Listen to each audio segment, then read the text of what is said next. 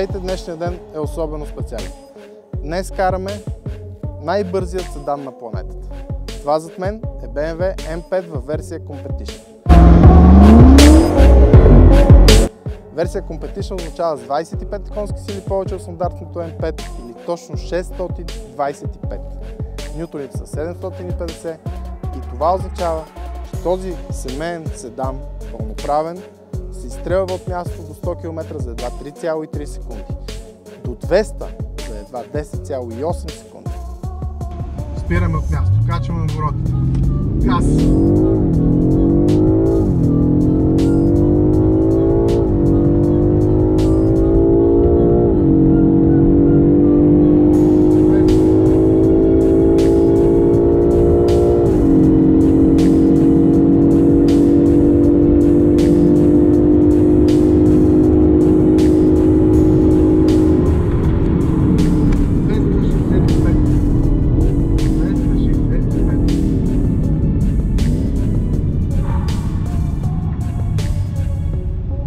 Това е ненормален автомобил. Абсолютно ненормален автомобил. Това е семейна кола мечта.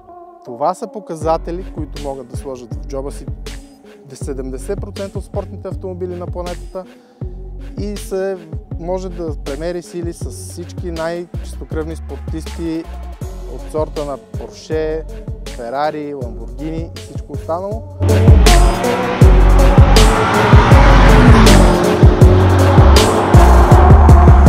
Другото, с което версията Competition се отличава от стандартната, е модифицираното окачване.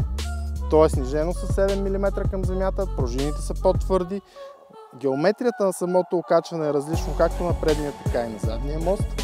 Самите колела са различни, те са 20-солови джантите, но са с различна широчина на предния и на задния мост.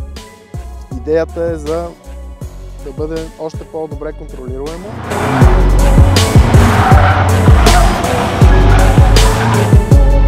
Ако видите в канала старите видеа, ще видите тест на M5 на пистата в Серес и там колата ми се стори изключително комфортна лимузина. Тази продължава да бъде изключително комфортна лимузина, но вече е малко по-стегната и остава малко по-спортно усещане зад волана, което много ще се хареса на спортните натури.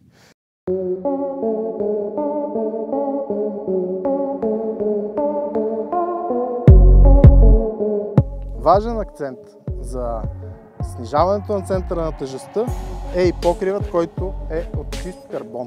Може да видите.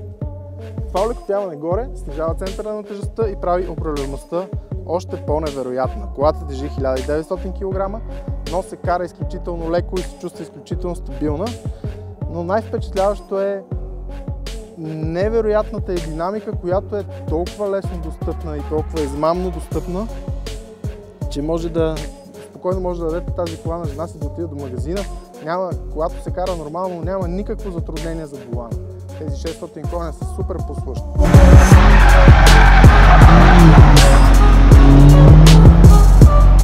Силовите ресурси не знам въобще как да ви ги опиша. Ще ги опиша последния начин.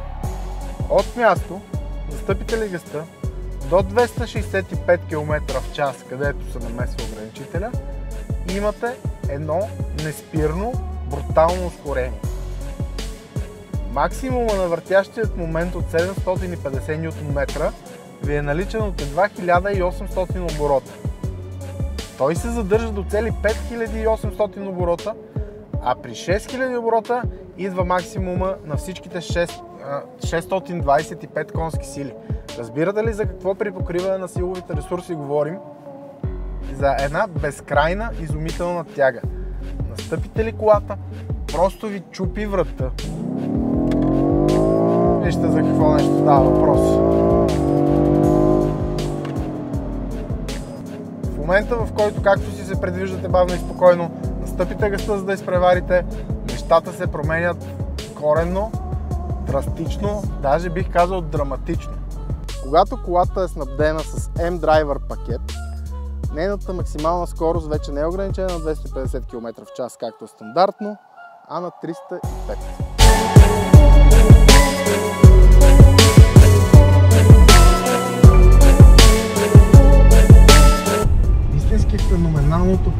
машина е, че когато карате ето така в натоварен градски трафик, една най-обикновена лимузина, това е много комфортно. Да, покачването е малко по-стегнато от това на нормалното М5 дори, което нали сещате колко достатъчно спортно е, да не говорим за серийната петица, но въпреки това е сравнително комфортно. Седалките са невероятно удобни, луксозни, имат функции за охлаждане, за подгряване. Всеки един детайл по-отделно може да се настрои в 3 различни степени. Двигателя, скоростната кутия, твърдостта на амортисьорите, директността на волана. И така може да направите тази кола едновременно супер послушна за ежедневна употреба и невероятно спортна, ако решите да се забавлявате на пистата. 4,4 литровия V8 може да мърка тихо и спокойно, но същевременно може и да събуди целия квартал, когато вкарате режимите. Тук имаме и една клапичка, която ръчно се командва за изпускателната система, как да звучи по-приглушено или по-бурно. При високи скорости в салона е изключително тихо от външни шумове, за да може да се насладите само единствено на прекрасния звук на спортната изпускателна система.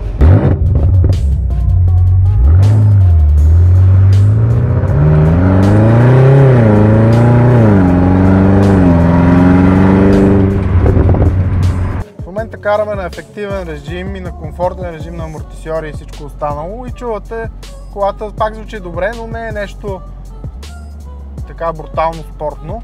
Тук обаче ще натисна един бутон M2 и колата започва да се променя драстично. Хубавото при M5 е, че има бутони изкарани за бърз достъп, M1 и M2 на волана. Натискате ги, предварително си задавате настройките на всеки един компонент по-отделно, на двигател, на амортисьори, на волан и на скоростна кутия, колко да са отзивчиви. Почва да гърми от гърнетата. Става доста по-шумен, доста по-стегнат и по-невъздържан. Вече почва да звучи като състезателен автомобил, какъвто също може да бъде.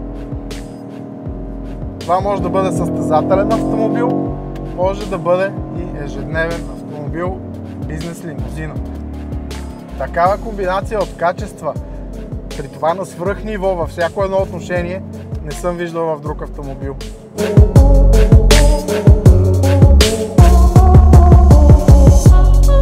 Пуританите и заклетите маняци на BMW бяха изключително скандализирани, че новата M5 вече е с задвижване на 4-те колела.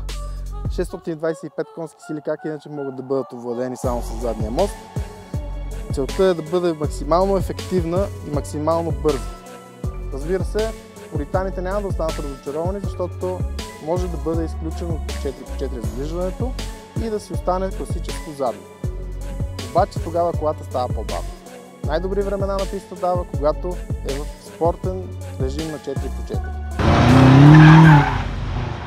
Тогава акцента основно пак е към задния мост, но при особено високи натоварвания, особено силно странично ускорение, се задвижва и предния, за да изтегли колата и за да постигне феноменална скорост.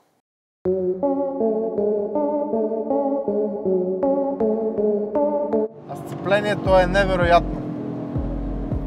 Такова предвидимо управление, такава стабилност, такова усещане за контрол. Просто следно цял живот сте карали 625 конски сили.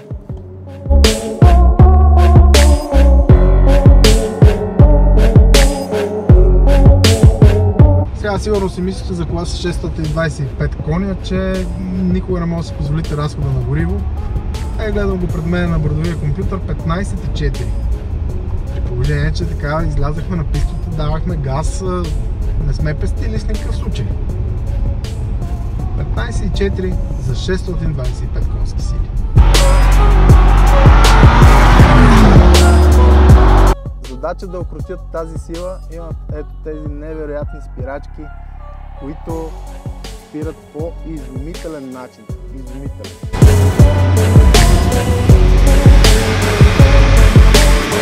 Цената на този мечтан семейен автомобил започва от 253 000 лева.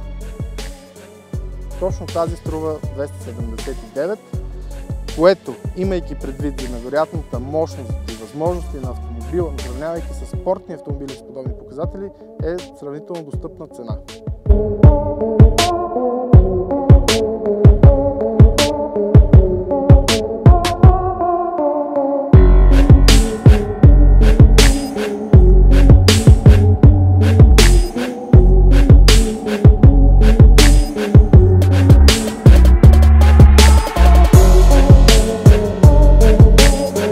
Вижте още тестове на изключителни машини на Скорост.info.